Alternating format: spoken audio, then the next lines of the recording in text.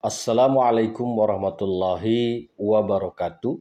Selamat berjumpa kembali teman-teman semuanya bersama saya Syamsul Umar, praktisi pertanian di channel Maraja Organik.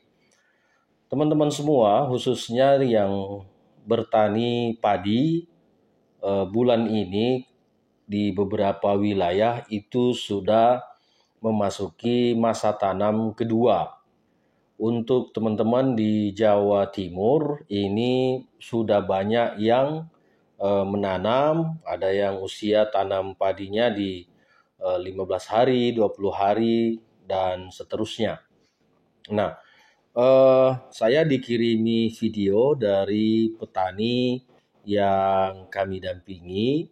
Nah, di video tersebut tanaman padinya rusak dikarenakan serangan sundep. Nah, teman-teman, saya ingin berbagi pengalaman tentang bagaimana cara mengendalikan hama sundep ini ketika masa vegetatif. Jadi, penggerek batang ini itu ada dua. Kalau dia di masa vegetatif, masa pertumbuhan awal, itu disebut dengan sundep. Tapi kalau dia sudah masuk di masa generatif, itu lebih kepada eh, beluk. Nah, itu. Jadi kalau sundep itu ciri-ciri serangannya itu kuning pada daun dan layu karena disuntik bagian tengah dan kadang-kadang juga melalui perakaran. Dan yang beluk itu tandanya dengan hampa atau putih pada malai. Teman-teman, untuk sundep ini itu yang paling berbahaya itu ketika telurnya itu menetas. Karena dalam satu telur itu bisa sampai 300-400 ekor. Itu tergantung dari besar kecilnya telurnya. Nah, bagaimana cara menanganinya? Karena terkadang kita hanya mengandalkan insektisida saja.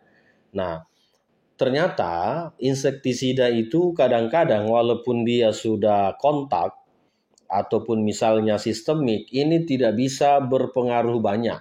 Kenapa? Karena misalnya kita semprot yang ada di areal kita ini kena mati, tetapi yang dari tetangga ini bisa menyerang lagi. Nah, itu dilematisnya. Jadi kadang-kadang kita sudah pakai dosis tinggi, sudah beli yang pestisida paling mahal, tapi tetap saja tanaman kita ini terserang. Nah, itu disebabkan karena kiriman dari tetangga. Jadi tetangga kita yang istilahnya menanam padi juga, inilah yang hamanya ini yang tidak terkendali dengan baik, itu bisa menyeberang lagi ke tanaman kita. Apalagi pada saat menetas. Jadi pada saat menetas ini rata-rata mencari habitat baru. Nah, seperti itu. Tetapi ada langkah-langkah yang efektif yang sering kami lakukan sebelum hama sundep ini menyerang pada tanaman kita. Jadi kalau misalnya kita di sekeliling ini sebelum kita menanam padi, kita monitoring dulu. Kalau sekiranya di areal sekitar kita ini sudah ada tanda-tanda sundep, maka langkah pertama setelah kita menanam itu wajib dikeringkan. Jadi setelah pindah tanam, itu wajib dikeringkan sampai betul-betul tanahnya retak, sampai tanahnya putih. Nah, itu. Kenapa? Supaya nanti perakaran langsung kuat dan batang keras. Jadi pengalaman kami yang sering kami lakukan untuk menangani serangan awal dari sundep itu. Dan yang kedua, segera periksa pH tanahnya. Jadi begitu ada kelihatan sudah menanam, nah pH tanah ini segera kita cek. Berapa pH tanah? Karena kalau dia pH-nya di bawah 5, mesti sundep akan menghajar habis-habisan tanaman padi tersebut. Nah, kenapa? Karena tanaman padi atau padi kita yang sawah yang kita tempati menanam ini pH-nya asam, maka itulah yang paling disenangi oleh sundep. Nanti teman-teman semua bisa bedakan, dicek pH yang pH-nya 6 ke atas dengan pH yang 5 ke bawah, itu lebih cepat mana diserang sundep dengan di antara keduanya ini. Nah, pengalaman kami di lapangan itu padi yang pH sawahnya, pH tanahnya itu 6 ke atas itu lebih kebal dari serangan sundep dibanding dengan yang 5 ke bawah. Nah, itu. Jadi segera periksa pH tanahnya. Kalau misalnya pH tanahnya rendah, segera berikan garam krosok, berikan zeolit, ataupun misalnya kalau yang efektif itu dengan kapur. Nah, kapur ini banyak, ada kapur pertanian, ada kapur dolomit, ada kapur bangunan. Tapi kalau saya untuk lebih efektif itu di kapur bangunan saja. Itu lebih cepat dalam menaikkan pH.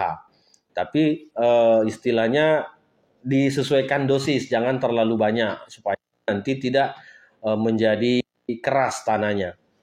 Nah, itu teman-teman. Jadi naikkan pH-nya supaya begitu tanaman kita ini keluar akar barunya itu langsung menyerap nutrisi. Karena kalau pH-nya rendah, tanaman padi begitu dipindah itu sangat lama untuk pulih. Maksudnya untuk keluar akar baru itu cukup lama. Nah, sehingga penting untuk segera kita antisipasi itu. Teman-teman, kalau misalnya dalam masa sudah berlanjut dari mulai tanam, nah jangan dulu memberikan pupuk urea. Kalau misalnya teman-teman tetap mau menggunakan pupuk kimia, jangan memberikan pupuk urea atau pupuk yang ada kandungan ureanya atau nitrogennya. Kenapa? Karena semakin dipupuk dengan nitrogen tinggi, maka tanaman itu akan semakin mudah untuk diserang atau disuntik oleh si penggerek. Nah, itu. Jadi sebaiknya jangan diberikan unsur nitrogen dulu. Nah, sampai benar-benar batangnya sudah pulih, nah itu baru nanti kita lakukan pemberian nitrogen atau NPK kalau memang masih harus menggunakan NPK. Tapi kalau misalnya tidak lagi menggunakan pupuk kimia, ya cukup dengan penggunaan pupuk organik. Tapi terpenting periksa pH tanahnya. Kalau sudah pH tanahnya netral, maka pupuk ini sudah maksimal bisa digunakan. Teman-teman semuanya, di MT2 itu sebenarnya kalau kita lihat itu kan masih banyak sisa-sisa jerami. Jadi banyak sisa-sisa jerami yang dari panen pertama itu begitu diolah kembali lahannya itu ada di dalam tanah dan belum terurai sempurna. Di situ garam fungsinya nanti bisa membuat yang tadinya panas bisa menjadi dingin dan mempercepat terurainya unsur-unsur atau bahan-bahan organik ini. Nah, itu teman-teman. Jadi nanti saya akan tampilkan video dari kiriman teman yang di Probolinggo kalau tidak salah. Nah, itu terserang. Jadi satu petak itu terserang seluruhnya dan boleh dikata itu sudah harus diganti tanamannya karena terlambat penanganan.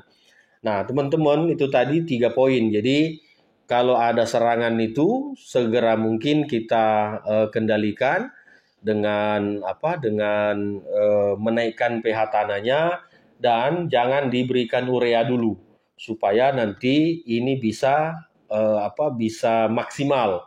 Keringkan nanti sampai tanahnya betul-betul retak putih, nah baru diisi air. Karena apa? Kalau dia tidak kering, itu nanti batangnya semakin lembek, semakin gampang untuk ditembus oleh penggerek. Tapi kalau dia kering, itu batangnya keras. Nanti setelah itu baru kita isi lagi air. Nah, yang kedua, sundep itu biasanya juga masuk lewat perakaran. Jadi ini kita antisipasi kalau tanahnya keras, itu tidak mungkin dia bisa masuk ke dalam, ke areal perakaran. Jadi dia hanya di batang saja, jadi menyerangnya hanya di batang. Dan biasanya kalau sudah diserang oleh sundep, itu penyakit itu juga ngikut. Penyakit juga ngikut, apakah dia kresek atau hawar daun biasanya ikut bersamaan. Atau misalnya kerdil rumput. Nah biasanya kalau itu ada serangan wereng, itu virus kerdil rumputnya juga langsung ikut. Jadi dibuat kering saja dulu, dibuat kering, mungkin sekitar 10 hari paling lama itu sudah kering ya, kalau tidak hujan.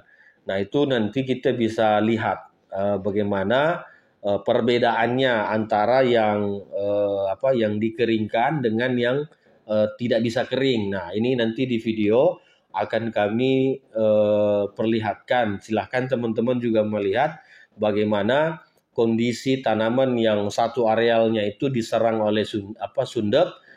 Itu yang kering, yang di pinggir-pinggir kering itu lebih tahan dari serangan sundep daripada yang bagian tengah yang betul-betul tidak bisa dikeringkan. Itu teman. Ini videonya saya tampilkan.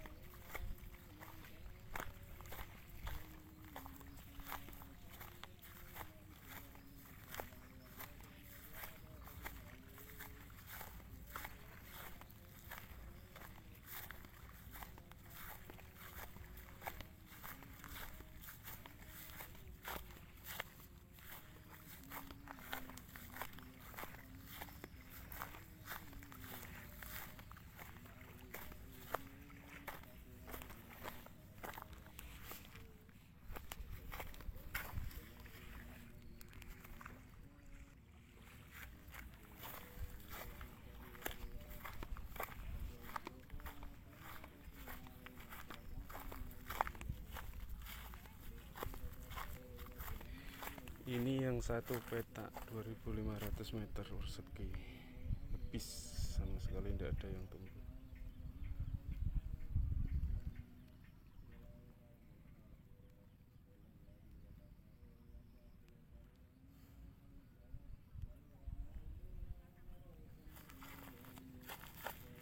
Itu tadi teman-teman sudah kita lihat bagaimana kondisi tanaman yang baru dipindah, tanaman padi yang baru dipindah diserang oleh hama sundep. Kalau tidak salah umurnya 21 hari.